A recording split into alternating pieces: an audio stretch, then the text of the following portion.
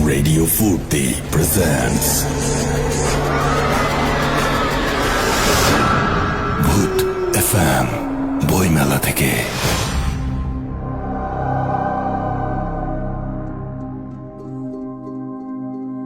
সবাইকে অমর ২১-এর শুভেচ্ছা। ১৩ আগস্ট ২০১০ শুরু হয়েছিল ভূত এফএম। আজ ফেব্রুয়ারি ২০১৪। অন্যরকম এক ভূত এফএমে আপনাদের সবাইকে স্বাগত জানাচ্ছি। এখানে যারা ঘটনাগুলো শেয়ার করছেন তারা আপনাদের খুব চেনা, খুব স্পেশাল, এবং এইখানে যে ঘটনাগুলো আপনারা শুনবেন সেই ঘটনাগুলো এই সিটির বাইরে পৃথিবীতে আর কোথাও নেই। আপনার সংগ্রহে রাখার জন্যই আমাদের এই উদ্যোগ, এবং আপনাদের যদি ভালো লাগে তাহলে বছর বছর আমরা আবারও ফিরে আসবো আপনার কাছে। চলুন শুনে আসি আজকের ঘটনাগুলো।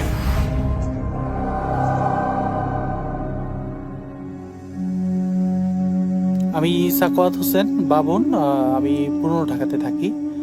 তো আমি আজকে যে ঘটনাটা শেয়ার করব সেটা আমার জীবনে ঘটে যাওয়া একটা অত্যন্ত কি বলবো যে রোমহর্ষক ঘটনা বলা যায়, আবার রোমাঞ্চকর ঘটনাও বলা যায়। তো ঘটনাটা শুরুটা হলো এরকম। আমার ছোটবেলা থেকেই মাছ ধরার প্রতি খুব আগ্রহ। আমি সবসময় মাছ ধরি এবং আমার মাছ ধরার পদ্ধতিটা হচ্ছে ছিপ দিয়ে। তো আমি জানি যে কিভাবে মাছ ধরতে হয়, কেঁচো দিয়ে, মাছের খাবার দিয়ে, মাছকে ডেকে কিভাবে মাছ ধরতে হয়, এগুলো আমি সবসময় জানি। ছোটবেলা থেকে এটা হয়ে গেছে আমার মধ্যে। তো একবার ঘটনাটা যেখান থেকে শুরু, আমি সেটা বলবো, এটা ওই ঘটনাটা উল্লেখ না করলেই নয়। একবার আমার বাবা একজন সরকারি কর্মচারী, সরকারি অফিসার ছিলেন। তো উনি ঢাকার বাইরে পোস্টিং ছিল। তো আমরাও গেছি। আমি সাঁতার জানি না, ঠিক সাঁতার জানিই না। তো আমরা গেছি। পরে আমি ওইখানে একটা পুকুর ছিল, আমরা যেই বাড়িতে ছিলাম ওই বাড়িটা মল্লিক সাহেবের বাড়ি ছিল, এবং একটা বিরাট বড় একটা মজগুনি পুকুর ছিল। তো আমি একদিন ওইখানে একটা আম গাছের নিচে বসে একাই স্কুল থেকে ফিরে একা মাছ ধরছি। ছোট ছোট পুঁটি মাছ উঠে, তো আমি কেঁচো দিয়ে মাছ ধরতেছিলাম। হঠাৎ করে একটা বিশাল টান আমি অনুভব করলাম, এবং অনেক ছিপ ধরে রাখতে চাইছি যে ছিপ আটকে মাছটাকে তুলে ফেলবো, কিন্তু না, মাছটা আমাকে নিয়ে পুরো আমি ধাপাস করে পানির মধ্যে পড়লাম। তার কিছুক্ষণ পরে আমি বুঝতেছি আমি পানি খাচ্ছি। পানি খেয়ে হাত পাও ছুটতেছি চারিদিকে বাঁচার জন্য, কিন্তু না, পানির নিচে, পায়ের নিচে কিছু পাচ্ছি না, এবং আমার বুক ধকধক করতেছিল। এবং একসময় আর কোনো কিছু মনে নাই, আশেপাশে কেউ ছিলও না যে আমাকে বাঁচাবে। তো কিছুক্ষণ পরে আমি চোখ খুলে যখন তাকালাম, কতক্ষণ পরে আমি ঠিক জানি না, চোখ খুলে তাকালাম, দেখলাম যে আমি ওই আম গাছটার নিচে শুয়ে আছি, আমার ছিপটা পানিতে মধ্যে ভাসতেছে, এবং আমাকে কে বাঁচালো, কিভাবে আমি ওইখানে উঠলাম, এটা আমার কাছে এক বিশাল রহস্য। যাই হোক, আমি এবার মূল ঘটনায় চলে আসি। আমার ছোটবেলার সেই মাছ ধরার নেশা কিন্তু এখনো কাটে নাই। আমি কিন্তু তারপরে বড় হয়েছি, বিভিন্ন জায়গায় যখনই যেই পুকুরে গিয়েছি মাছ ধরেছি, এবং সাঁতারটা শিখে নিয়েছি বিধায় আমার কোনো ভয় ছিল না, ভয়টা চলে গেছিল। তো আমি বিভিন্ন জায়গায় পার্টিসিপেট করতাম, যেমন ওই যেখানে টিকিট কেটে মাছ ধরার একটা সিস্টেম আছে। তো আমি 2টা টিকিট সবসময় কাটতাম সব জায়গাতে। এবং আমার কিছু বন্ধু বান্ধবও 2টা গেছে যারা মাছ ধরতে পছন্দ করে। দেখা গেলো উইকেন্ডে আমরা ঢাকার বাইরে চলে যাই, বিভিন্ন জায়গাতে চলে যাই, কখনো নিজেদের গাড়ি অথবা অফিসের গাড়ি ব্যবহার করি। তো অফিসের গাড়ি যখন ব্যবহার করায় মতি মিয়া যে নামে এক ড্রাইভার ছিল, সে সবসময় সেও মাছ ধরতে পছন্দ করতো। সে আমার সাথে প্রতি শুক্রবারে তাকে খবর দিলেই হইতো, আর অফিস থেকে পারমিশন নিলেই হইতো যে গাড়িটা আমি শুক্রবার নিয়ে যাচ্ছি, এটা জানতো সবাই। তো একবার খবর আসলো যে আমার এক বন্ধু ফ্রেন্ড খবর দিল যে বুলতা নামের একটা দিঘি আছে বুলতা এলাকায়, এটা ঢাকা সিলেট মহাসড়ক হাইওয়ে পাশে পড়ে আর কি। তো আমি খবর পেয়ে বললাম যে ঠিক আছে, টিকিট করো। বৃহস্পতিবার তাকে কনফার্ম করলাম। ও বললো যে আমি টিকিট কেটে রাখছি, 2টা কাটি। হ্যাঁ, 2টাই 2জনে করবো। আমি বললাম তোমার জন্য কাটবা না আলাদা? কয় না, আমি 2টা কাটি, তুমি আসো। আমি বললাম যে ঠিক আছে, তাহলে কাটো, কনফার্ম করো। ও আমাকে রাতেও ফোন দিয়ে বললো যে কনফার্ম, কালকে 2টা টিকিট কেটে রাখছি, টিকিট তুমি এখানে আইসা তোমার নাম বললেই হবে, আর আমি তো থাকবোই। তাহলে ঠিক আছে, আমি মতি মেয়েরা ফোন করলাম, মতি কালকে সকালে চলে আসো, 6টার মধ্যে চলে আসবা বাসায়, তোমরা রওনা দিব মাছ ধরার। ও মতি খুব খুশি, মাছ ধরার কথা শুনলে মতি সবসময় খুশি হয়, আর এর জন্য ওর সাথে আমার আন্ডারস্ট্যান্ডিংটা খুব ভালো। তো মতি 6টার জায়গাতে সেদিন ও আর 6টার সময় আসতে পারে না, 8টা সাড়ে 8টার দিকে আসছে। আর আমি বললাম যে মতি তুমি এত দেরি করলা? বলে স্যার সকাল থেকে বৃষ্টি হচ্ছে। আমিও দেখলাম যে কয়েকবার বারান্দায় বের হয়ে দেখছি যে বৃষ্টি হচ্ছে। আর মতি মিয়ারে ফোন দিতেছিলাম, ওর বাসায় একটা ফোন আছে, সেটা তখন তার মোবাইলের সিস্টেমটা ছিল না। তো মতির বাসায় ফোন ছিল, ওকে আবার ডাইকা দিতে হইতো। তো 2-1বার ওকে ডাইকা দেওয়ার পরে তৃতীয়বার এসে বললো যে মতি বাসায় নেই। তখন আমি কনফার্ম বললাম যে মতি মনে হয় চলে আসতেছে। তো 8টা সাড়ে 8টার দিকে আমাকে নিচে এসে খবর দিল যে স্যার ও আসছে। আমার দারোয়ান এসে যখন বললো যে স্যার মতি মিয়া আসছে, তখন আমি রেডি হয়েছিলাম, নেমে গেলাম। ঢাকা সিলেট হাইওয়ে ধরে আমরা যখন ওই বুলতা নামক এলাকাটায় পৌঁছলাম, তখন প্রায় 11টা হয়ে গেছে। বৃষ্টি পড়তেছে, বৃষ্টির কোনো না থামার নামগন্ধ নেই। আমি যেয়ে দেখলাম যে বিশাল বড় একটা দিঘি, ওইটা বুলতা দিঘি নামে ওইখানে পরিচিত। তো দিঘিটা দেখে আমার ভালো লাগছে। আমি বললাম যে এখানে মাছ আছে, হ্যাঁ এখানে মাছ পাওয়া যাবে। মাছের গন্ধ যেন আমি পাচ্ছিলাম। তো আমি আমার যেই সব খাবারটা মাছের জন্য যেসব জিনিসপত্র নিয়ে আসছিলাম, সেগুলো নিয়ে আমি ওইখানে যারা ছিলেন তাদের একজনকে জিজ্ঞেস করাই বললো যে আপনার জন্য এইখানে একটা চকি রাখা আছে, এইখানে আপনি মাছ ধরেন। তো জায়গাটাও আমার বেশ ভালো লাগলো, যে একটু ছায়ার মধ্যে একটা পাশে একটা গাছ আছে, করই গাছ, বিশাল করই গাছ ওইখানে। তো আমি ওইটার নিচে আমার চকিটা পাতা, তো আমি ওইটার মধ্যে বসে আমি মাছ করলাম। আমি খুঁজলাম যে আমার বন্ধুটা আসার কথা, ওরে দেখলাম যে উনি কই। খবর নিয়ে দেখলাম যে ও আসতেছে না। ও তখন আর ওইখানে ফোন দেওয়ার সিস্টেম নাই, তখন আমি আমার মতো মাছ ধরতে পারলাম। তো ঘন্টা 2-1-এর মধ্যে মাছ ধরা তো একটা ধৈর্যের ব্যাপার। 2 ঘন্টা 2.5 ঘন্টা অতিক্রান্ত হয়ে গেছে, কোনো মাছ পাইনি। আমি এর মধ্যে চার দিয়েছি, ওই যে বিভিন্ন জিনিস একত্র করে ফেললে মাছ ওইটার গন্ধে চলে আসে। তো একবারের জায়গায় 2বার চার দিয়েছি। তো ঠিক ঘন্টা 2-2.5 পরে আমি যখন আমার বড়শিতে প্রথম টানটা অনুভব করলাম, এবং বিশাল এক মাছ উঠলো। সেটা হলো প্রায় 7.5 কেজির একটা সিঁদুর রুই বলে। তো এটা একদম লাল টকটক একটা রুই, হ্যাঁ, এবং 7.5 কেজি। আমরা ওইখানে মাপছি, মাছটার ওজন 7.5 কেজি ছিল। আমি তো খুশি তার বাঁচি না, মাছটাকে উপরে তুলে তারপরে মাছ যখন ধরলাম, মাছের নেশা পেয়ে গেছে আমার, এবং 1 কেজি, 1.5 কেজি, 2 কেজি বিভিন্ন সাইজের মাছ উঠতেছে। আমি খুশি একেবারে 5টা 5:30, এবং সবার শেষে মনে হয় আমিই ছিলাম যে ছিপ গুছিয়েছি মাছ ধরা থেকে। তারপর ওইখানে বুলতা বাজারে গেলাম। বুলতা বাজারে যাই মতি মিয়া আমি চা খেলাম। চাটা খেয়ে তখন মতিরে বললাম যে মতি চলো রওনা দেওয়া যাক। তো সন্ধ্যা হয়ে গেছে, নামাজ ওইখানে হয়ে গেছে। তো সন্ধ্যার পরে আমরা রওনা দিছি। তো সারাদিনে যেহেতু মাছ ধরার পরিশ্রম গেছে, মাছগুলোকে গাড়ির পিছনে রেখে আমরা ঢাকার দিকে রওনা হয়ে গেছি। তো আমার পিছনের সিটে মতি মিয়ার পিছনে, আমরা একটা মাইক্রোবাসে ছিলাম, তো মতি মিয়ার পিছনের সিটটাতে আমি বসে চোখ বন্ধ করে দিছি এবং একটু তন্দ্রায় চলে গেছি। তো মতিকে বললাম যে মতি সাবধানে গাড়ি চালাও, দেখো বৃষ্টি হচ্ছে, গাড়ি যেন আবার বাইরে নিয়ে যাও। মতি বললো যে স্যার আপনি নিশ্চিন্তে ঘুমান, আপনার ঘুম বাসায় যায় ভাঙবে। তো যেহেতু মাছ ধরা হয়েছে, আমার মনটার মধ্যে একটা প্রশান্তি চলে আসছে। যারা মাছ ধরেন তারা জানেন যে মাছ ধরা পড়লে কি রকম প্রশান্তি লাগে।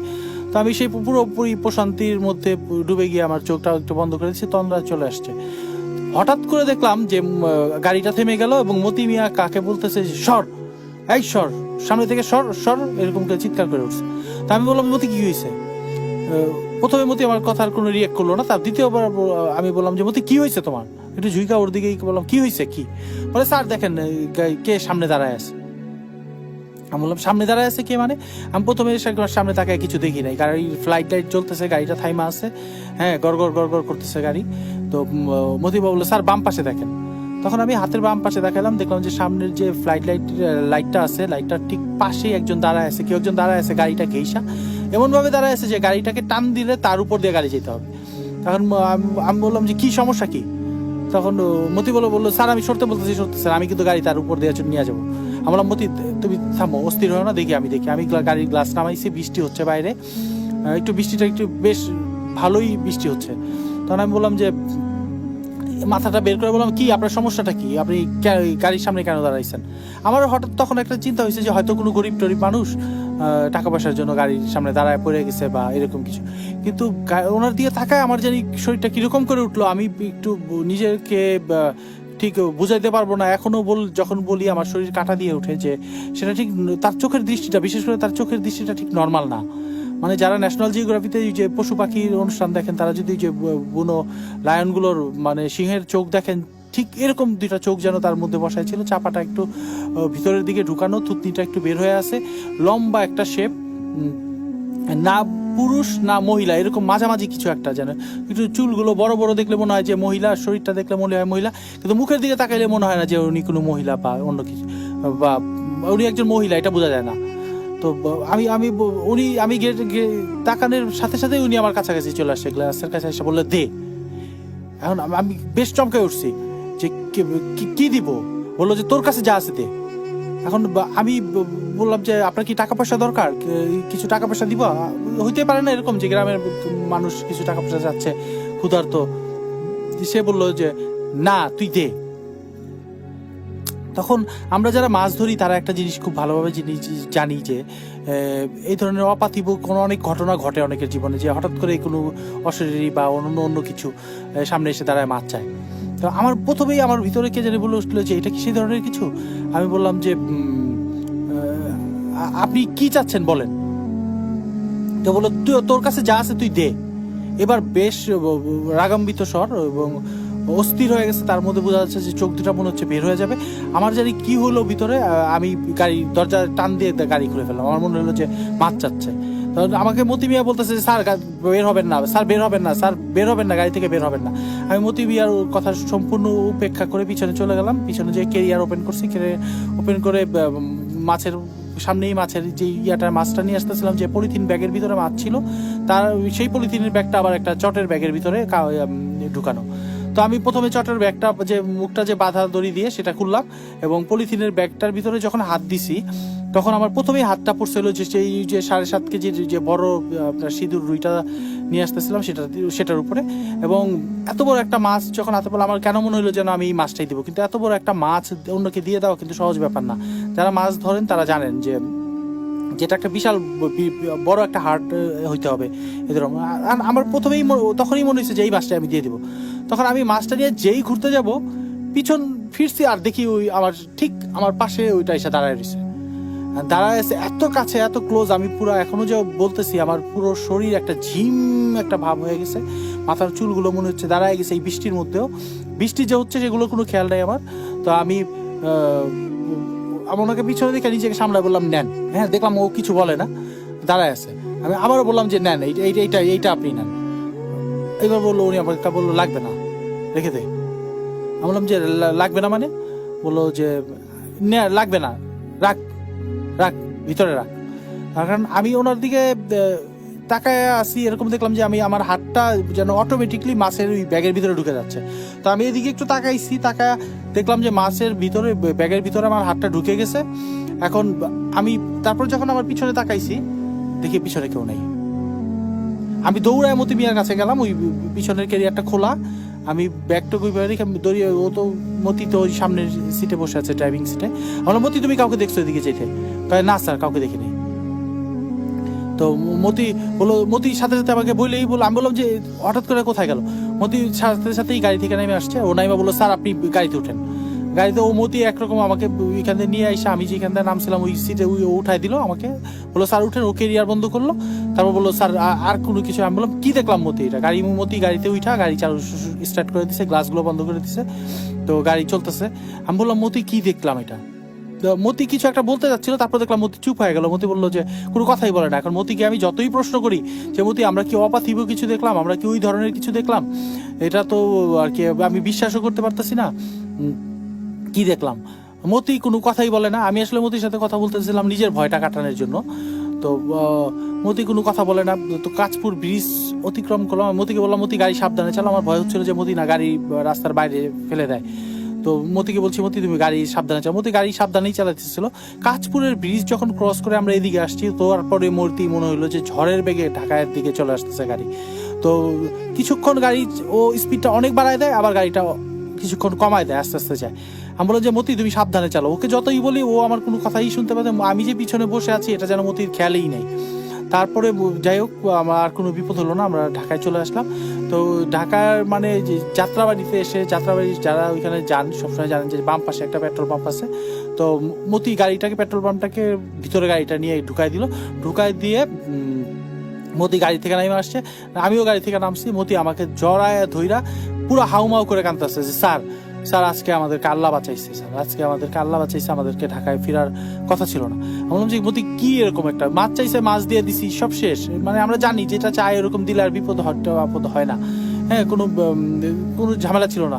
কয় স্যার যাকে আপনি মাছ দিছেন সেই জিনিসটা আপনার পিছনের সিটে বসে আসছিল। আমরা যে ঢাকা পর্যন্ত আসছি স্যার, কাশপুরের আগ পর্যন্ত পুরোটাই আপনার পিছনে বসেছিল। আমি বললাম তুমি দেখলা কেন? স্যার আমি ব্যাক মিররে দেখতেছি সে আপনার পিছনে বসে আছে এবং এক দৃষ্টিতে আমার সামনের দিকে তাকায় আছে এবং আপনারা দেখতেছে। আর আমার পুরো আমারও শরীর কাটা দিয়ে উঠলো। মতি বলতেছে যে স্যার কাঁচপুরের ব্রিজের পরে তাকে কখনো দেখছি বসে আছে, কখনো দেখছি নাই। তো যখন দেখছি বসে আছে আমি গাড়ি আস্তে আস্তে চালাইছি, আর যখন দেখছি নাই স্যার আমি গাড়ি জোরে জোরে তার চালাইছি। তো স্যার আজকে আমাদেরকে আল্লাহ বাঁচাইছে, আল্লাহ যদি আমাদের সাথে না থাকতো তাহলে আমাদেরকে কেউ বাঁচাতে পারতো।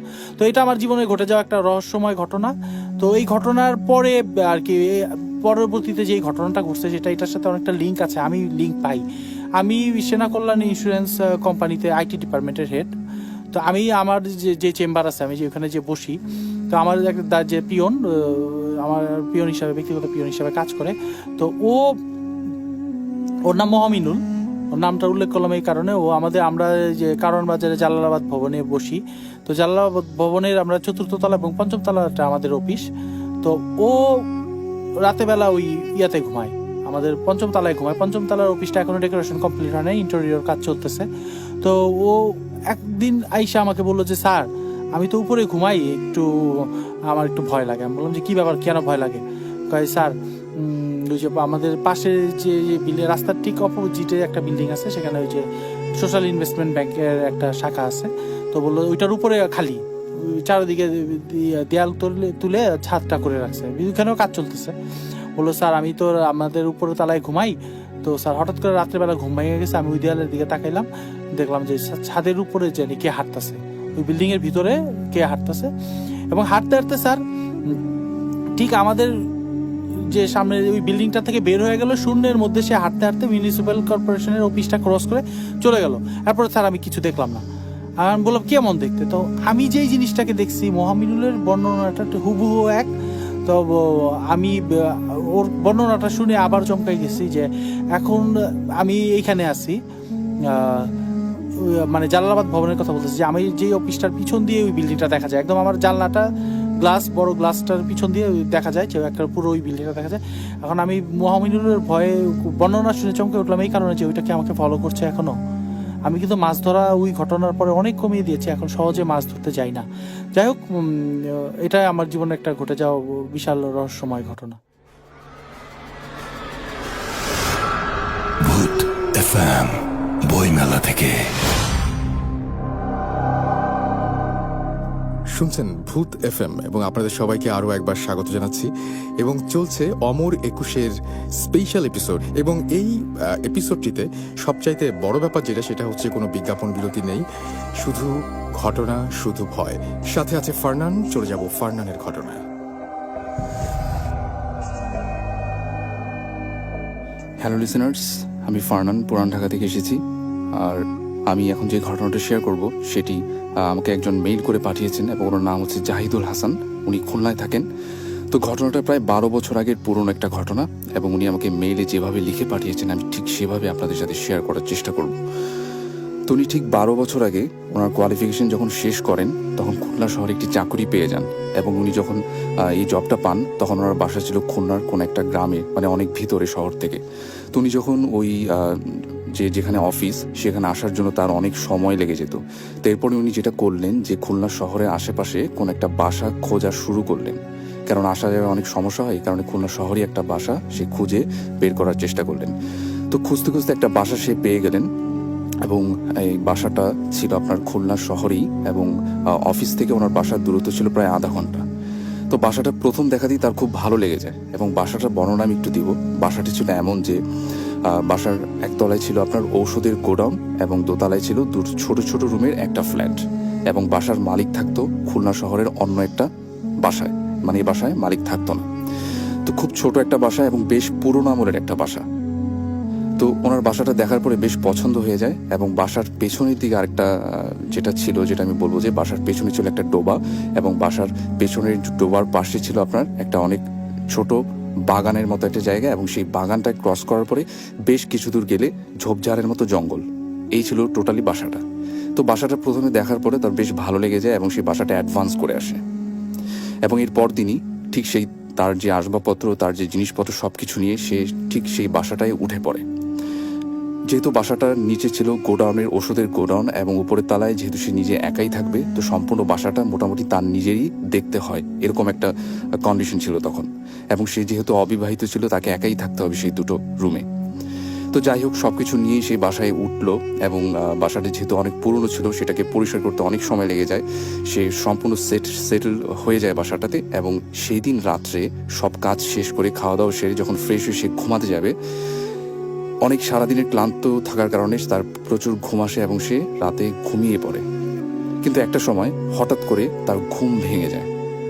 ঘুম ভাঙার সাথে সাথে দেখা যায় রাত্রে ঠিক ঘড়িতে বাজে রাত 12টা এবং তার বিছানার ঠিক মুখোমুখি অবস্থায় ছিল একটা জানালা এবং সেই জানালাটার পাশে ঢাকা ছিল একটা সাদা পর্দা দিয়ে।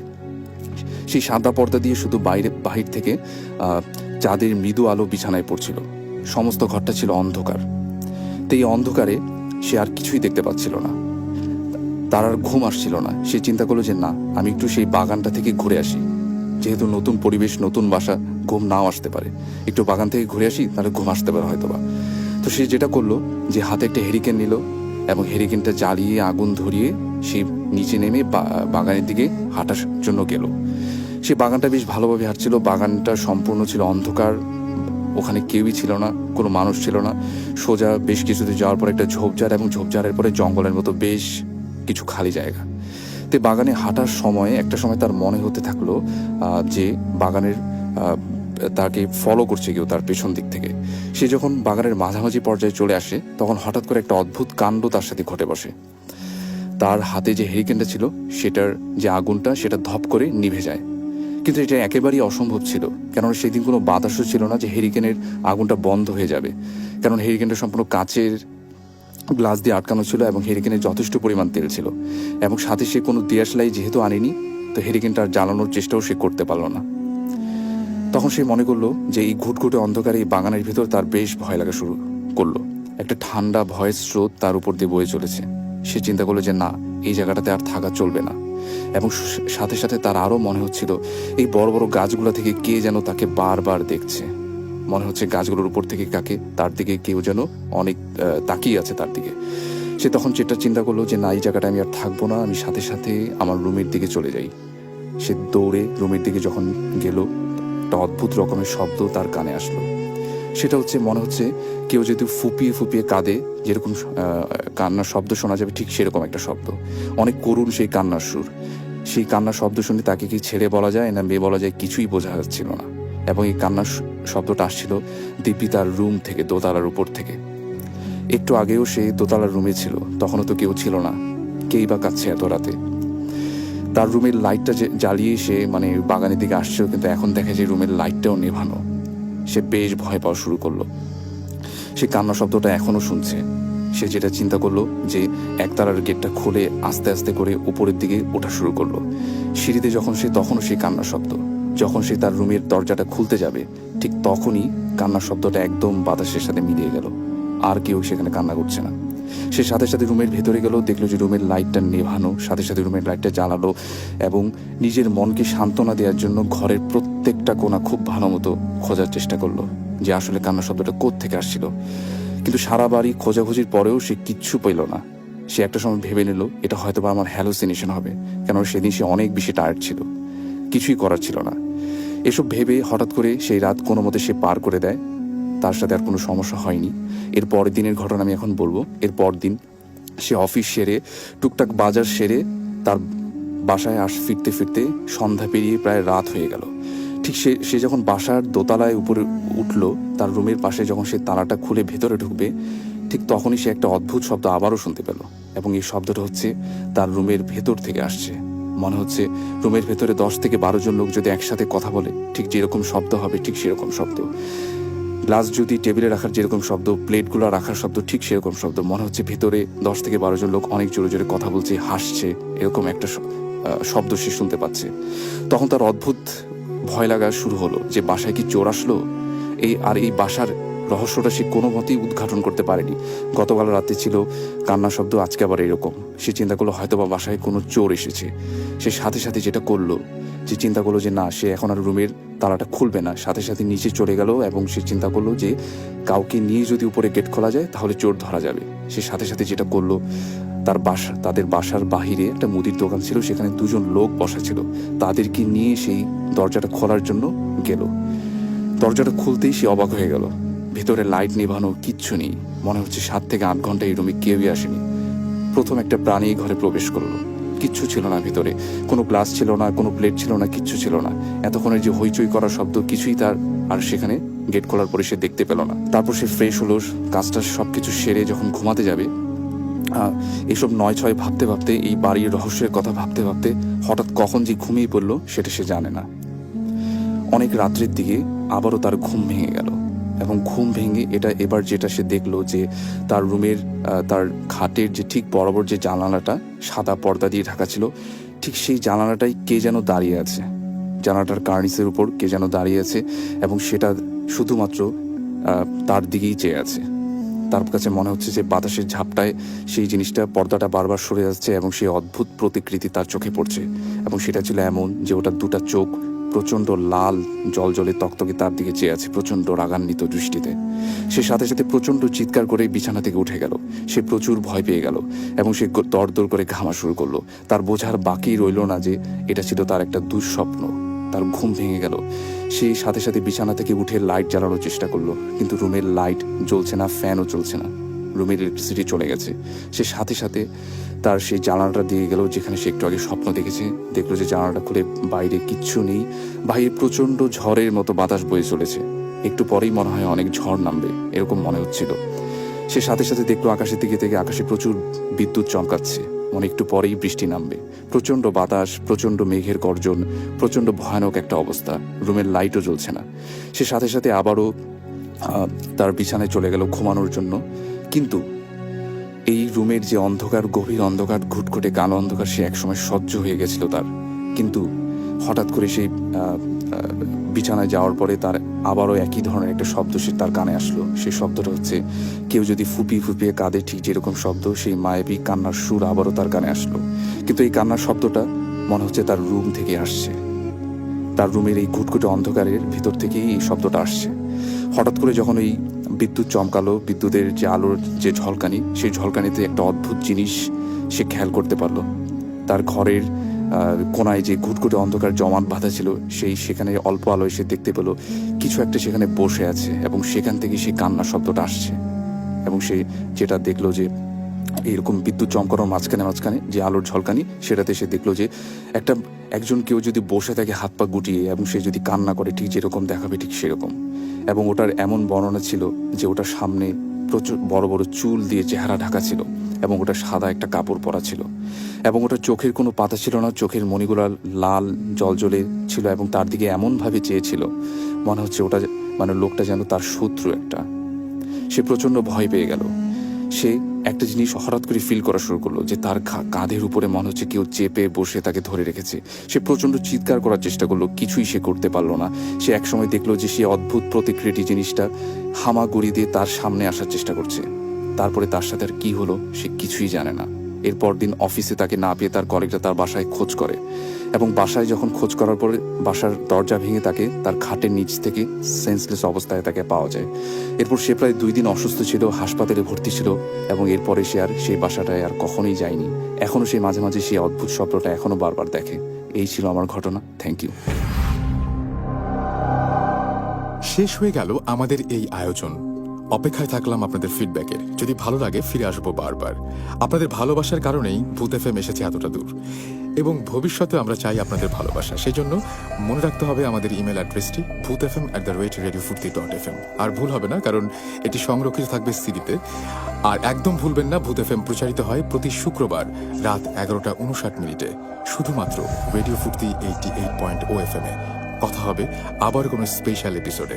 সেই পর্যন্ত সবাই ভালো থাকবেন।